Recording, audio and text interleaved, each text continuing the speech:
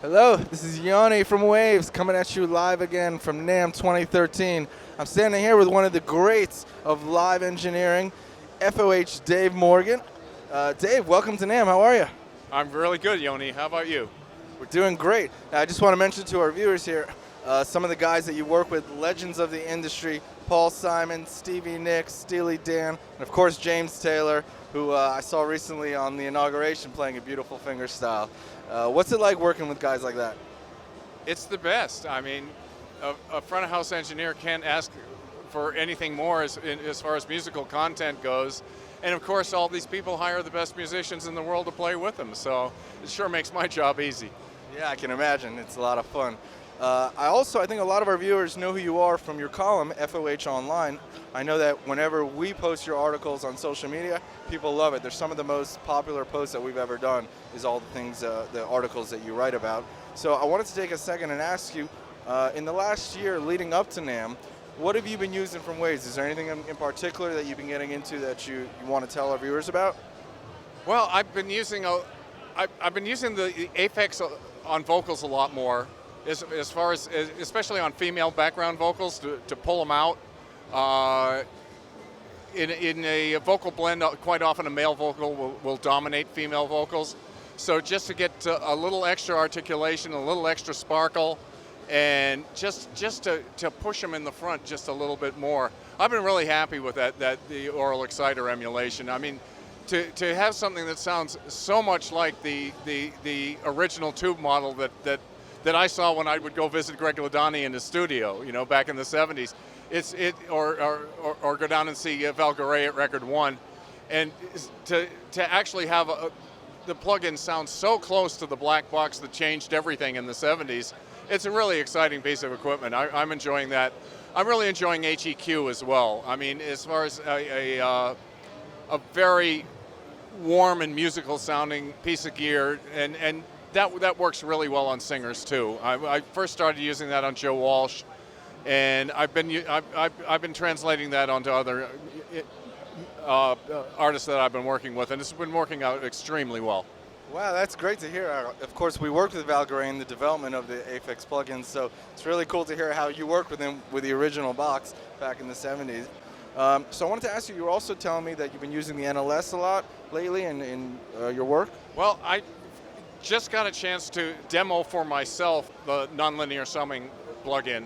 What I did was I took James Taylor's greatest hits, because I can play them on the guitar and I know all the singing parts because I sing along with the background vocalists all the time during the show.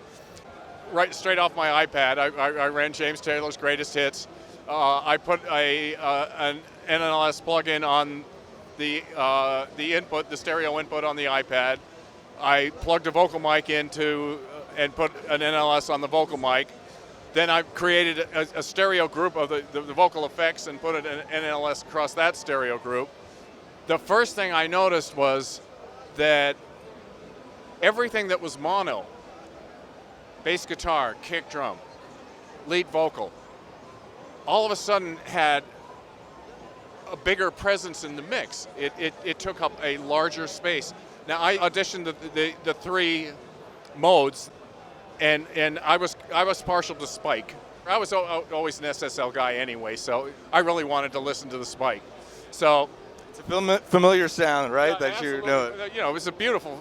It's the sound of a 4000, and it's what made that board the standard of the industry in the 80s. I mean, there was a good reason for it being the most popular desk. So, in addition to adding, you know, a little more warmth into everything, it brought everything that was in the center forward, and not in a volume way, but in a textural way. And I was really impressed with that.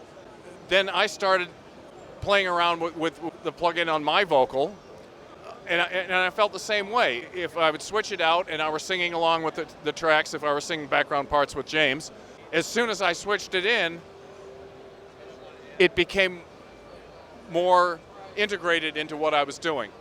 It's amazing when you come across something that's basically a black box effect, and it's a little bit of musical magic that happens that you can't get out of a straight digital console, because digital summing is very much different from analog summing.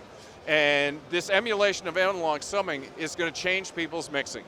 It's going to make people much more in love with their digital console. So I can't recommend this plugin enough. If I could take the plug-in package that I use presently on the James tour, and now I'm going to add the NLS to almost every mono input for sure I'm going to add to it. You know, kick, snare, bass, all the vocals, everything that I want to take up more space without more volume in the center of the mix. And the other thing that I heard with the NLS was the actual, everything that was far left and far right had more width and more definition. Dave, thank you so much. It's been a real honor to sit here and chat with you today live at the NAMM show, and we wish you all the best. Hope to hang out with you again soon. All right, well, my pleasure. And I just want to thank Terry Lowe and George Peterson at Front of House Magazine for giving me the forum in which I can discuss these amazing plugins and the products that really are starting to turn our industry around. Thank you so much. We're glad you're a part of it too. All right. Take care. To see you. You too.